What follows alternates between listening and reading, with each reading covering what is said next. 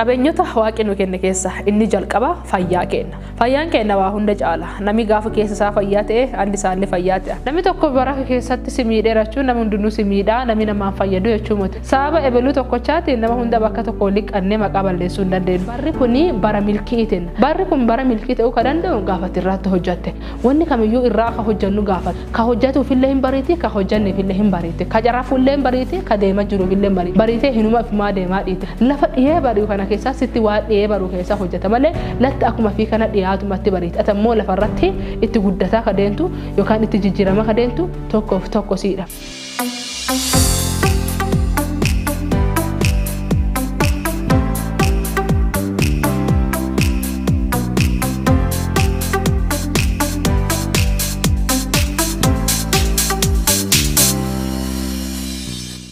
Akkam jirtani daawwattoota fi hordoftoota chaayinaalii kana nageenyi waaqayyo bakka jirtanitti hunda keessanii haa baay'atu. An obboleettiin teessanii seenee birbisaa duraan viidiyoo garaa hojjetaa turte addallee bifa haaraatiin mata duree haaraa qabadhee isin bira dhiyaadheera. Mata dureen guyyaa addallee qabeenya irratti xiyyeeffannaa godhuu qabnu qabeenya sadi kan jedhudha. Namoonni chaayinaalii kanaaf haaraa ta'anii like subscribe akkuma hadhammoon share godhi isaanii namoota biraatiif akka inni ga'u yaalii qadda hunda akkasiin gootan isin gaafadha. Hanga qophii keenya xumuraatti akka nu faana turtan isin affeera turtii gaarii.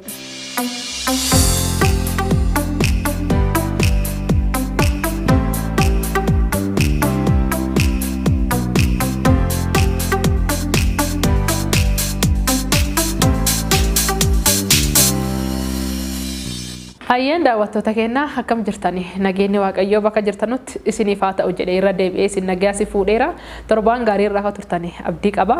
Mata dureen guyyaa addaa akkuma gafa dubbannee qabeenya gurguddaa waaqayyoon nu kenne sadiin kanarratti itti haa fayyadamnu yookaan ammoo xiyyeeffannaa irratti haa goonu kan jedhu. Yeroo hedduu qabeenya jennee hin yaadnu qabeenyi tokkoof tokko fuula keenya dura dhufu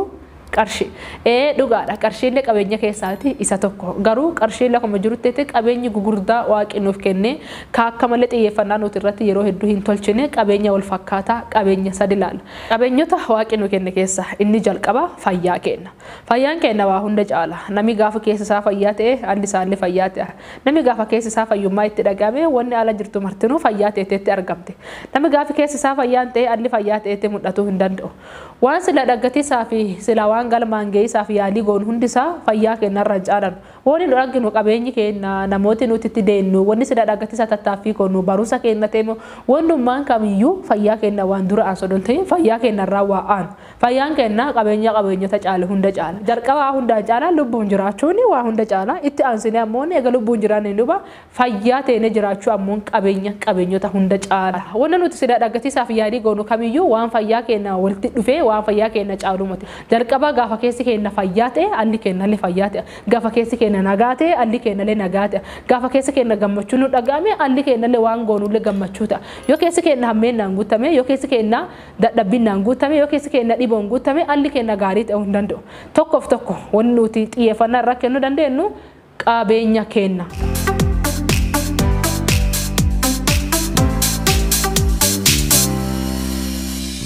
Inni lammaffaan ammoo yeroo kenna.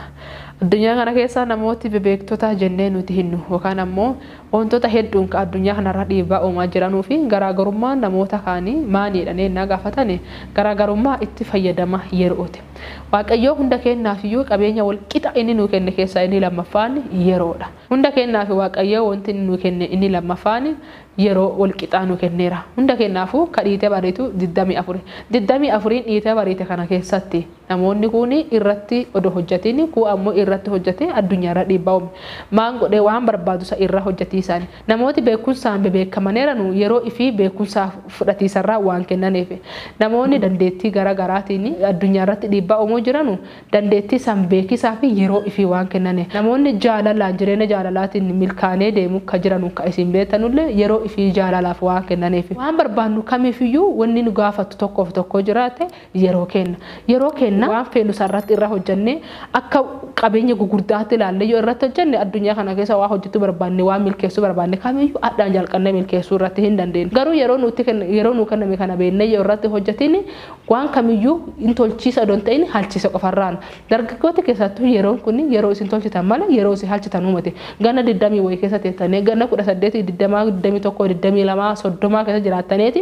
hayii jettanii gizee isin gadditanu kan yeroo isin gaddita odoon ta'ini adda tanarraan kaattanii keessa waan jiru gara gochaa jijjiirtaniiti addunyaarraa jijjiirama fiduu dandeettan yoo adda kana yeroo isinii kennatame kanarratti hojjetini bariin gizee isin hojjettan odoon ta'ini gizee isin halchitan nuti halcha gara gochaa fiduu ka dandeettu addaatan adda lafa latti dhiitee bareetutu ni jireenya keessaa waa addaan fidu barri kuni bara milkiitiin barri kun bara milkii ta'uu ka danda'u gaafatti irratti hojjette barri kun bara jijjiiramu bara jijjiiramaati barri kun bara nagiyaatiin wanni kamiyyuu irraa akka hojjennu gaafata yeroo kanallee yoo itti beeknee irratti hojjetin yoo irratti beeknee irratti fayyadamin yeroo jadhiteetuma ka hojjetuufillee hin bariiti ka hojjenneefillee hin bariiti ka carafuullee hin bariiti ka deema jiruufillee hin bariiti bariitee hinuma ifumaa deemaa dhiite lafa dhiyee bari'u kana keessaa sitti waa dhiyee baruu keessaa hojjeta malee latti akkuma fi kana dhiyaatumatti bariiti atammoo lafarratti itti guddataa ka deentu yookaan itti jijjiirama ka deentu tokkoof tokko siidha.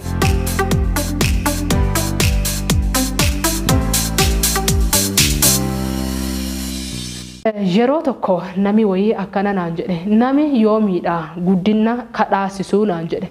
waggaa yoomirraan kaasee guddina dhaasisaa jedhee nu gaafate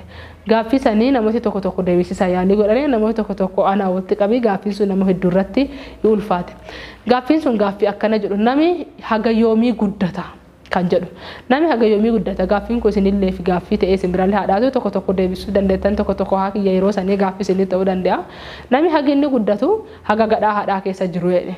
ji'a sagal ga'een duuba gara lafa kanaa yoo waggaa 70 ta'e yoo waggaa 70 jiraatu ta'e yoo ammaa tana 30 jiraate yeroo ofii dhidhisa jira malee yeroo ofiitti dabalataa hin jiru ganna kuma dabalataa deemuun haga isaa herregatame irratti dhidhisaa deemaa jira kanaafuu yeroon gara dhugaa ganna 20 ga'uun 30 ga'uun 32ffaa geesse kabajiisi gaariidha garuu waggaan keetii gara dhumaa deemuu jiran malee gara guddinaa deemuutti hin jiru nami gara haadha fi keessa qofa guddata achiin diba dhidhisaa deema malee eedaa hin deemuudhaan yeroo kanarraa itti fayyadannee galma silaa ga'uu barbaannu waan silaa godhuu barbaannu yeroo kenna haa kenninu irratti haa fayyadannu yeroon qabeenya caalle qabeenyi lammaffaa waaqi hunda kennaa walqixa godhee kenne keessaati isa tokko waan ta'eef inni sadaffaatiif inni dhuma ammooni inni sadaffaan ammooni qabeenyi guddaan ka waaqi nu kenneeru namootaadha nami jireenya keenya keessaa baay'ee barbaachisaa qofa don ta'ini qabeenya keessallee isa tokko akka tokkotti laakkaama nami jireenya keenya keessaa barbaachisaa qofa don ta'ini jireenya keenya keessaa qabeenya hin jira jedhamee laakkaamu keessaati inni tokkoof guddaan nama jalqaba fayyaa itti aansee yeroo sadaffaan ammoon nama qabeenyi gurguddaa hin qabna jennee laakkonnu keessaati qabeenyi waaqi nu kenne isa ijoo kati aneeranu isa sadiin kanadha tokkoffaa kuma sinin jedheeru fayyaadha fayyaarra itti aansu ammoon yeroodha yeroorra itti aansuun ammoo namaadha nama moo akkamiin qabeenya jedhu dandeette gaaffeedhuufi nami nama fayyinalletti namallee garagalee hamidhullee namallee jedhane sirriidha lamaanuu ta'uu danda'ane nami tokko bara keessatti simiidheerachuun nami hundinuu simiidha nami namaan fayyadu jechuumote nami maanna godhaa gaa tokkoyyuu ebelu akkasina godhee ebelu akkana na godhee jenne waan baay'ee haasoo dandeenya sababa ebelu tokkochaati nama hunda bakka tokko liqqannee maqaa balleessuu hin dandeenyu abbaan maan namaa godhaa haati maan namaa gootii ormi maan namaa godhaa firri maan namaa godhaa siif waan tokko hin goone jechuun nami nama ajjumaayyuu hin godhu jechuumote nama tokko irraa hundoonne namoota hedduu bakka tokko maqaa balleessuu hin dandeenye ebeluu jireenya fi akkuma fiitii fi waan tolcheefi qaba akka tolcheefi qaba akkuma kana ammoo ebelullee akka tolcheefi ilaalcha tolcheefi qaba sababa nama tokkotti namoota hedduu maqaa balleessisi sababa nama tokko namoota hedduu walitti hidhiisi hin barbaachisu nami qabeenya nu qabnu keessaa inni dura aanaaf inni jalqaba ka jennu addunyaa kana keessaa ka waaqi nu kenne keessaati isa tokko qabeenya kana yoo itti fayyadamne addunyaa kana keessa milkii silaa ittiin ga'uu dandeenyu kamiyyuu bifa gabaabaatti ittiin ga'uu dandeenya qabeenya kana yoo itti fayyadamii ammooni milkii silaa karaa gabaabaatiin deemnu duubarraa harkifatuu danda'anurra sababa isaa waanidha sababa nama akka qabeenyaan laalisa dhibisa kan kaate nama dhalaaltee ammaa tana laaltee boruu isaa odoo hin beekinni cadhittee murteessuu hin dandeettu addaa tana namni tokko qarshii hin qabu jechuun yoomillee hin qabu jechuumote addaa tana namni ogummaa hin qabu jechuun yoomillee hin qabu jechuumote addaa tana waan nama sarraa barbaade hin qabu hin dhagganne jechuun yoomillee waan sana namarraa hin dhaggattu ka ammoo namis ujjumaayyuu waan tokko hin qabu jechuu miti nami hundinuu gahee fi qaba waan kennuu danda'u qaba nami kun hunda kennuu danda'a nami kun ammoo ogummaa kennuu danda'a nami kun ammoo qarshii kennuu danda'a nami ilma namaatiif baay'ee barbaachisaadha.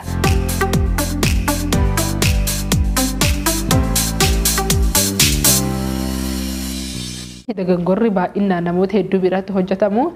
waa kiyya malee nama fedhu waa kiyya malee waan dhibii hin barbaadu waa kiyya qabaannaan nagaa inni nu wajjin haa kennaa inni nu waa kanaa kennaa sirriidha waaqi waan kamiyyuu kasii kennu garuu obboleessa kiyyaaf obboleettitiyya karaa namaati namni homaa naan godhu namni maan siin goone ebelu waan tokko siin goone jechuu eenyullee homaa siin godhu jechuu miti karaa ebeluutiin wal dhabdeeti nama murtuun namaa wal dhabettee sababa nama tokkoo nama hedduu murteessuu hin dandeettu qabeenyi waaqi sii kennu inni tokkoof tokko itti aanaani yaadi waaqi sii qabuyyuu kasii kennu dandeettii waaqi silaati waa wannati waaqarraa barbaaddu kamiyyuu waaqi sii kennu ka danda'u karaa kun obboleessa sibira jiru kanaate karaa obboleetti sibira jirtu kana yookaan ammoo namatti dhaggitee hin beekne ta'ala kana waaqi namaan nama gargaara waaqi namaan gara jireenya namaa dhufa waaqi namaan seenaa namaa jijjiira waa kiyya qofa na jijjiira sirriidha waa keetti si jijjiira garuu waaqi karaa ebeluutiin ta'ee si jijjiira yeroo hedduu nuti jireenya keenya keessaa wanni nu dogoora hojjannu kanaadha waa keenya qabanna waa kiyya waaqi karaa inni ittiin fayyadamee dhufu hojii naa kenni jennee olii naa bani jennee asiifitti cunna asii tidaarii naa kennee asiifitti cunna asii gaafataatti asii cunna maangoon wanni nuti kadhannee gaafannu kamiyyuu karaa namaatiin waan dhaggannu qofaadha asii hojii naa kenni jennee asii namicha biiroo silaa barrii nu dura baneeti tasilaa gara hojii nu seensisu sababa namichi sun nuun fayyadannee wal dhanneen takkaate carraasa ifirra cunna addarra jettee addarra dhaabbattee boruu namaa murteessuu hin dandeettu addaa kana namni tokko siif fayyadachuu yoomillee siif fayyadu jechuu miti keessattuu wanna isinii himuu barbaadu waan kanaa wal qabsiisee haga lafa kanarra jirtanu namaa walitti hin buutani namaa walitti hin dhaddani karaa adda addaati namaaf nama dhiisii fi dhakaa fi dhakaalee walitti hin bu'aa jedhani nama waliin hin dhabinii hin jennu nama walitti hin bu'inillee hin jennu garuu nama waliin wal dhaddeeti achumaanuuti barriisa odoo hin banii hin deemini maaf jennaan namni atadha wal dhaddeen kun namni adda bu'aa ta'e yookaan sababa ta'e yookaan ilaalcha ta'e wal dhadde kun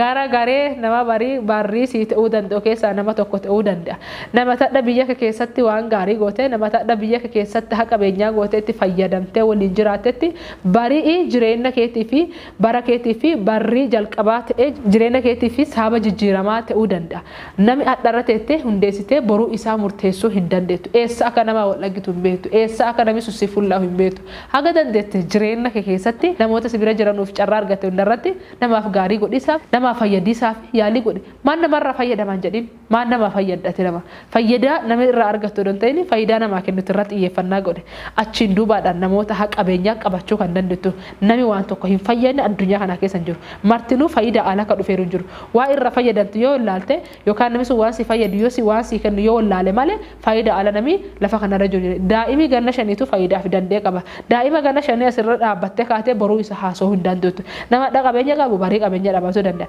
nama dha qabeenya qabne barii qabeenya qabaachuu danda'a haa qabu ammoo dhabuu danda'a nama dha fayyaan beette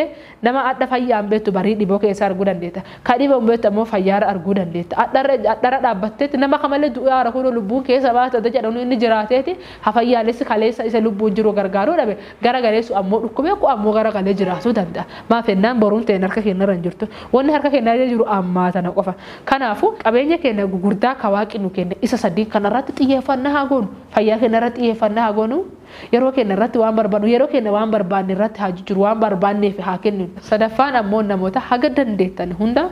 namoota wal dhaddan achuma barri cuttanii hin deebiin namni ku eessaa ka laggitan hin beektan eessaa ka walitti deebitan hin beektan inni si balleessullee ati balleessitullee dhiifama godhe maafennaan namichi kuni daangaa jireenya keessaatii fi yookaan kufiisaa yookaan milka'iisaaf tokkorratti waan danda'uuf addarra dhaabbattee boru murteessuu hin dandeettu mudannoo jireenya kiyyaa keessaa isa tokko isiniif qooda yeroo tokko bulee horaa sarbiisii qannu keessaati sarbiisii tokko keessa dubartiin tokko kireeffattee turte dubartiin tun abbaa mana isii akka maala isii rakkisa hin dhugaa hin machaa hin qaamaa waa hunda godha bakka akka barbaade jiraata baay'eetti dhiphatti intala abbaa gibbii san kireessisee ta'eeti gara galee garuu gabbu'ee hakireeffatte tana waliin waan silaa godhuu qabu hunda godhaafi ture tokkoffaa gaafa isiin waan tokko dhagganne gara qarshiitiin kaan ammoo gara nyaataatiin kan manaatiin kaan ammoo daa'ima isii qabatii isaanii waa isii gargaaruu qabu yaadaanii gorsa tokkoon cinaa dhaabbataa ture yeroo isii akkana deeggaraa turu kana garuu adda tana waan kennuu danda'u qofa tolchisiiseef malee boru namni kun wanaa godha akkasinaa godha jedhee yeroo saniif herregeetti miti namni akkana an godhaa ture tasarbiisii tokko keessa jiraataa turte ka ammana guddaa keessa jiraataa ture ta yeroo tokko wanni tokko narraa dhidhatee hin beeki ta yeroo tokko gaddee hin beeki ta yeroo tokko dhiphadhee hin beeki ta isii dhiphattu gaafa san dhaqqabe yeroo tun garagaltee yeroo wanaa kennutti teete maan ta'e waggaa lamaan booda gara hawaasaatti deeme barumsa egaa hawaasaatti deeme duuba networkii wani jedhanullee badee abbaa kiyyaa haadha kiyyaa badee namni silaas gula deebi'ee waan tokko naa guluu bakka bulii dhabee waan haga dhabu cufa gee erga saniin booda yaadina keessa dhufe isii dubbiseetuma deebi'a jedheeti waan jiru itti hime akka carraa birrii jaha qofaatti kiisii keessa na ture deemee dubbisee nagaa fuudhee waa irri jiru hunda gee waa akka malee si ajaa'ibsiisu keessaati maana kana godhan beekta isii edon ta'ii haadhaaf abbaa isii bakka bulanurraa ka'anii anachi raffisaa turan nyaata namni na nyaachisu amma taraa isii namni buna na bitu taraa isii kawaan taaksii naa kennu taraa isii kalee eenyu ture ana ture karee yoo akkana tolchaafi turu addaa tana boruu sannaa tolchite jedheeti miti yeroo harkasii deemee jiguuge addaa tanarra dhaabbatte boruu namaa himuu waan hin dandeenyeef qabeenya ollaa kee jiru namni amma ollaa kee jiru sun namni amma naannoo kee jiru nama sooliin baratu kun yoo bakka si gargaaru yoo bakka cinaa si dhaabbatu yoo bakka rakkoo keessaa si baasu hin beektu kanaafuu hunda qadduu fi dandeettii qaddummoo yaa qadduu hundaanuyyuu haga dandeette hunda namaaf gaarii tolchiisaa nama qabeenyaa godhattee qabatiisaa nama tokko gaarii gootee deemaa jirta jechuun qabeenya lafa kekkiyaattee deemaa jirta jechuudha nama tokko gaafa jireenya isaatti waan gaarii naaxee nama sun garagalee waa hamaa sinnaquu hin danda'u mati lafa keette kaanii biyya ormaa keessatti addee hin beeknetti waa ati dhaadde tokkoon guyyaa tokko si dhaqqabee waa ati keessa jirtu sani si baasuu danda'a kanaafuu qabeenya gurgurtaa kan lafa isin jiru kan nyaatamuu hin dandeenye haqarshii ta'inaan kukkutamuu hin dandeenye inuma namaa sirriitti qabeenya kana qabadhaa jedha barumsa guyyaa dharraa waa hedduu akka barattanii akka irraa hubattanii shakkii hin qabu amma kanaan jalqabaati intala isin bira jirtu mucaa isin bira jiru ollaa isin bira jiranu akkuma kana immoo mana barumsaa bakkuma jirtanu nama katee hunda birattiyyuu akka qabeenya gugurdaatti anetti fira katee an qofaamut orma katee ani nama qofa innaa ta'an iyyuu hin gaa dirqama fira ta'uu hin qabu dirqama abbaa manaa kee ta'uu hin qabu dirqama haadha manaa kee ta'uu hin qabu dirqama ijoollee kee ta'uu hin qabu dirqama waan ta'e kee ta'uu hin qabu nama ta'uu isaanii qofa gahaadha yoom akka isaan si cinaa dhaabbatan yoom akka isaan rakkoo keessa si baasan yoom akka isaan milkaa'insa si geessan hin beektu kanaafuu haga dandeette hunda namaa wal'addee barreen cufi barrii banadhu deemi ati balleessitullee inni balleessullee araaraan banadhu deemi maafennaan baree eessaa akka wal dhaggitanu baree eessaa akka wal fayyaddanu waan hin beekneef jireenyi baruu hin beeknu jireenyi addaa malee haga dandeettu addaa tana gaa jiraatte jireenyi addaa tanarraa qabeenyota sadiin kana irratti fayyadami jedha barumsa addaa kanarratti waan guddaa akka barattanii shakkii hin qabu wantoota tokko keessa hubattaniittan jedheen hubadha waan qaddanurra xiyyeeffannaa godhaa qabeenya kanarra sirriitti xiyyeeffannaa godhaatti irratti hojjedha viidiyoo biraa qabadhee haga isin bira dhiyaadhu amma kanallee irra deebi'ee isiniin jedha like subscribe share godhisan namoota biraallee akka inni gahuu fi ergaa kana xiyyeeffannaa akka itti gootan isin gaafadha viidiyoo biraatti haga deebi'ee dhufu turtii gaarii.